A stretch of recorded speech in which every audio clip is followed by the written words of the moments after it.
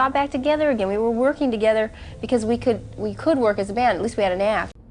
I don't know. I was lucky. I had a lot of smart guys in my band. They were smart. Ronstadt versus the Doors when rock royalty clashed. In the glittering realm of 1970s rock, few voices soared higher or struck deeper than Linda Ronstadt's, an artist hailed not only for her vocal precision but also for her unapologetic standards. But behind the applause and accolades was a woman fiercely protective of what she believed music should be. And perhaps no band exemplified her artistic friction more than the Doors. Though both acts emerged from the electric chaos of Los Angeles in the late 60s, insiders say their musical philosophies couldn't have been more different. The tension reportedly ignited at a 1968 performance at the Whiskey A Go Go, where Ronstadt allegedly witnessed Jim Morrison's now infamous onstage spectacle. According to former promoter Rick Saunders, Linda dismissed the theatrics as ego over artistry, privately telling Confidence Morrison seemed more interested in playing a rock deity than delivering authentic music. This wasn't just a matter of style, it was a fundamental disagreement about purpose. As Morrison held poetry into a haze of stage smoke, Ronstadt was busy building a career around vocal discipline, lyrical storytelling, and emotional honesty.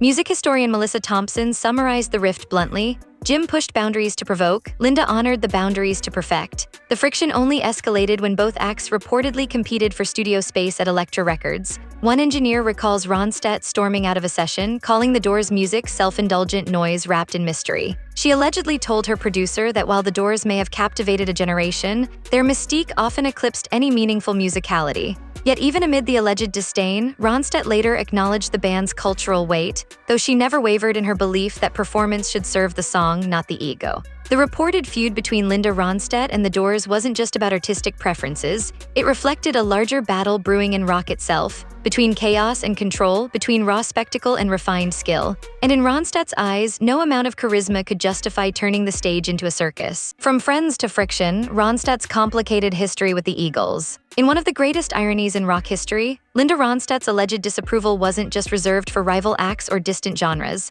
It extended to a band she helped bring into existence, the Eagles. Formed in 1971 as her backing band, with Glenn Frey and Don Henley sharpening their skills under her spotlight, the Eagles owe their early rise in no small part to Linda's stage and studio mentorship.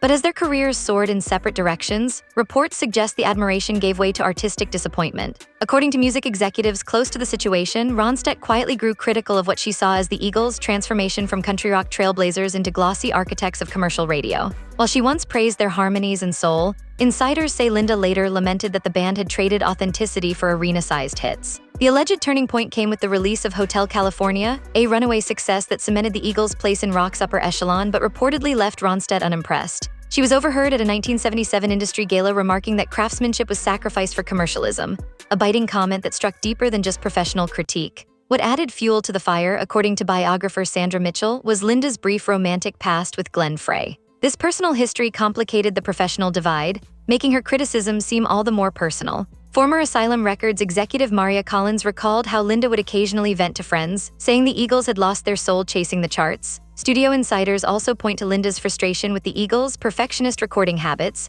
an approach she allegedly found sterile compared to her own preference for raw, emotionally charged takes. Despite these tensions, Ronstadt never publicly attacked the band. Her critiques remained in whispers and off-the-record musings, always cloaked in a professional respect that didn't quite mask the deeper disappointment. The fallout between Linda Ronstadt and the Eagles wasn't a tabloid brawl, it was the quiet unraveling of a shared musical vision. For Ronstadt, who prized spontaneity, storytelling, and sincerity, the Eagles' shift toward polished rock anthems was more than a stylistic evolution. It was a betrayal of roots she once nurtured herself. Ronstadt walks out when Steely Dan's precision hit the wrong note. In the sprawling sonic landscape of 1970s rock, one of the most polarizing creative divides was between raw emotional delivery and cold, calculated precision, and Linda Ronstadt made it no secret which side she stood on. Nowhere was that divide more apparent than in her reported disdain for Steely Dan, the brainchild of Walter Becker and Donald Fagen. While music critics hailed Steely Dan as cerebral architects of jazz-infused studio perfection,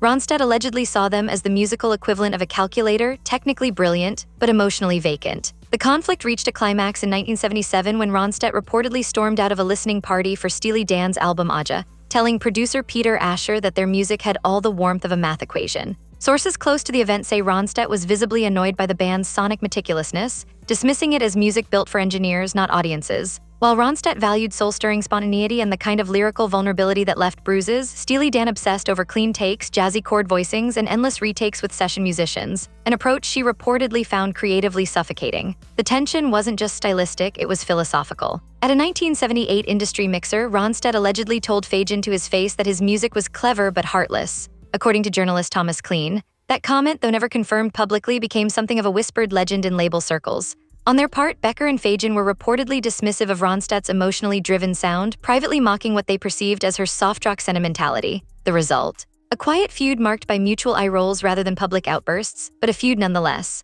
Ronstadt's resistance to Steely Dan wasn't about hiding their success or sophistication, it was about the soul or lack thereof beneath the polish. While both artists thrived in their own lanes, their opposing philosophies represented a deeper rift within the heart of 70s rock. Could you engineer feeling, or did it have to come raw and unfiltered? For Linda Ronstadt, the answer was clear. No number of jazz scales, studio retakes, or clever lyrics could replace the goosebumps that came from a single note sung with truth. And in her view, Steely Dan's brilliance came at the price of that honesty. Ronstadt versus Led Zeppelin, a clash of volume and values. When titans of rock collide, the rumble isn't always in the music, it's in the values that drive it. And when it came to Led Zeppelin, Linda Ronstadt reportedly wasn't just unimpressed, she was outright dismayed. The alleged tension between Ronstadt and Zeppelin ran far deeper than musical taste. It was rooted in a philosophical war over what rock and roll should represent. While Zeppelin carved their legacy through thunderous riffs, wailing vocals, and stadium-shaking spectacle, Ronstadt was building a body of work based on vocal discipline, lyrical sensitivity, and deep respect for musical tradition. Former session musician James Wilson recalled that Ronstadt once told her band that Robert Plant's famous high-pitched howls were just volume without feeling, a comment that spread through the industry like wildfire. The reported distaste escalated backstage at the 1975 Grammy Awards, where both acts were present as nominees. According to producer Michael Stevens, Jimmy Page tried to compliment Linda on her latest album, only to be met with a brief nod before she turned and walked away, an awkward moment that fueled years of speculation about the frosty distance between them. But what really seemed to grind Ronstadt's gears, according to insiders, was Zeppelin's relationship with blues music. While Linda later recorded traditional Mexican folk songs to honor her heritage, she allegedly saw Zeppelin's heavy, electrified reinterpretations of classic blues as missing the point entirely. Former Rolling Stone journalist Barbara Kleen claimed Ronstadt once told her producer,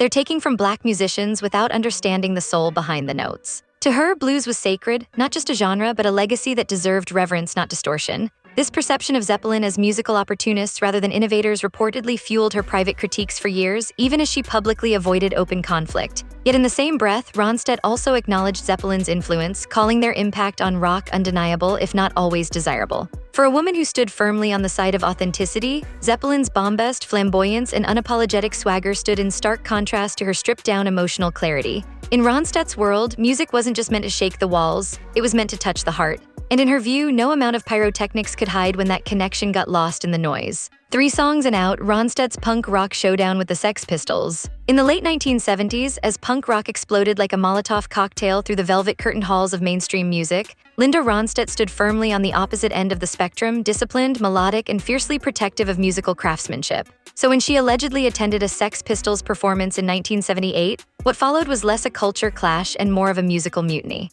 According to music historian Robert Coleman, Ronstadt lasted only 3 songs before walking out in what sources describe as visible disgust. What she witnessed on stage, spit-fueled rebellion, off-key shouting, and unapologetic sloppiness, was the antithesis of everything she valued. Reports claim she turned to her manager and declared, calling that music is an insult to everyone who actually studied their instrument, words that reverberated through the industry like a dropped mic in a library. But Linda's issue with the Pistols wasn't just about decibels, it was about the erasure of musical discipline. While she had spent years honing her voice, mastering control, and collaborating with top-tier musicians, the Sex Pistols made a career out of flipping the bird to all of it. To Ronstadt, it was chaos for chaos's sake. The alleged discontent boiled over during a Warner Brothers event later that year when Ronstadt reportedly confronted the band's manager, the infamous Malcolm McLaren. Witnesses say she asked him point-blank if he felt good about promoting musicians who couldn't play just to make a scene. Former label executive Thomas Richards recalled that McLaren laughed it off, but Ronstadt wasn't amused. Her anger wasn't performative, it came from a place of deep respect for music as a craft, not just a spectacle. Ironically, both Linda's Living in the USA and the Pistols, Never Mind the Bollocks, were released the same year, showcasing just how far rock had split. One side stood for vocal prowess and heartfelt narratives, the other for aggressive rebellion and unfiltered angst. And while the Sex Pistols called it authenticity, Ronstadt reportedly saw it as laziness wearing a safety pin. For her, music was a sacred trust between artist and audience. And in her view, the Pistols had shattered that trust just to sell shock. It wasn't just about sound, it was about standards. And Linda Ronstadt, for all her grace, was never afraid to call it like she heard it. Ronstadt versus The Clash when politics and pitch collided. At the height of punk rock's fiery rise, Linda Ronstadt found herself face-to-face with a band that critics hailed as the only one that mattered. But to her, The Clash reportedly embodied everything wrong with the direction of modern music. While Ronstadt had spent years cultivating a career built on genre versatility and technical excellence, The Clash were roaring through the charts with unfiltered passion and raw political energy. According to former studio engineer Paul Wilson, the breaking point came in 1979 at London's Wessex Studios, where Ronstadt was recording vocal overdubs. Mid-session, The Clash arrived next door for their booking, and within minutes, Linda allegedly stopped singing, slammed her headphones on the console, and declared she couldn't compete with that racket.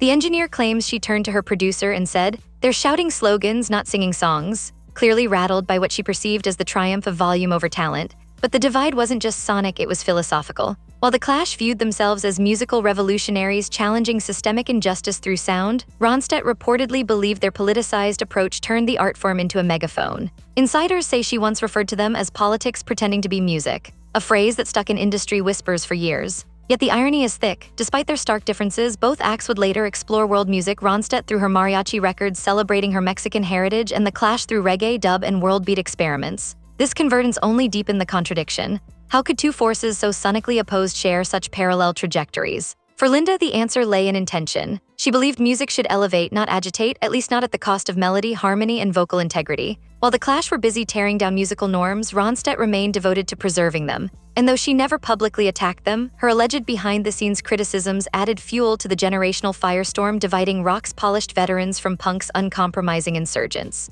In that clash of ideologies, Ronstadt stood firm, quietly insisting that truth didn't need to be screamed to be heard. The thread that ties them, why Ronstadt said no to the noise. Looking back at these 6 musical feuds, The Doors, The Eagles, Steely Dan, Led Zeppelin, The Sex Pistols, and The Clash, it becomes clear that Ronstadt's criticisms weren't driven by jealousy, ego, or a hunger for controversy. They were deeply rooted in her belief that music was a sacred exchange of emotional honesty, not a chaotic circus act or a strategic brand campaign. While other artists embraced rebellion, complexity, or sheer spectacle, Ronstadt clung to craftsmanship like it was the last real thing left in an industry going louder and faster by the year. Her rejection of the Doors stemmed from their theatrical mysticism, which she reportedly saw as masking a lack of musical depth. With the Eagles, it was a personal heartbreak, watching a band she helped form drift into commercialized territory that she felt betrayed their roots. Steely Dan to her may have represented cold brilliance without humanity, while Led Zeppelin's bombast and alleged appropriation of blues art left her questioning their moral compass. And then came punk, brash, loud, deliberately unrefined.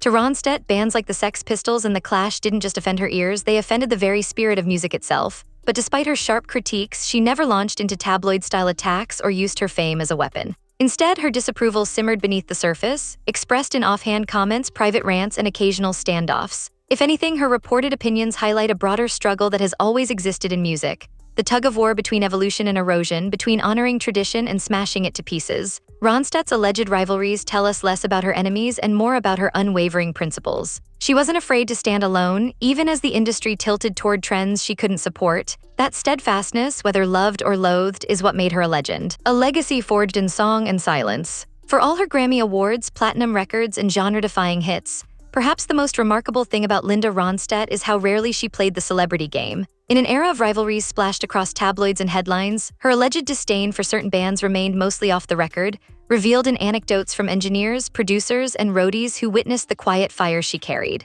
She didn't need press conferences to declare her views. Her music spoke louder than any scandal ever could. But in the hidden corners of rock history, these feuds echo like untuned strings, tension, dissonance, friction. And from that friction came clarity. Whether it was Morrison's mayhem, Plant's wails, Fajan's calculations, or Strummer's shouts, Ronstadt reportedly heard a lack of something she held sacred: soul. Not the genre, though she sang it well, but the invisible thing that makes music more than just sound. Ronstadt's career was one long, unwavering thesis, that melody matters, that storytelling trumps chaos, and that sincerity is the loudest note of all. So while the bands she allegedly disliked carved their names in rebellion, spectacle, and distortion, Ronstadt left her mark in something harder to fake: truth. And maybe, just maybe, that's what made her criticisms sting the most. Because when someone that precise, that powerful, and that respected decides your music doesn't measure up, there's no comeback tour strong enough to rewrite that verdict.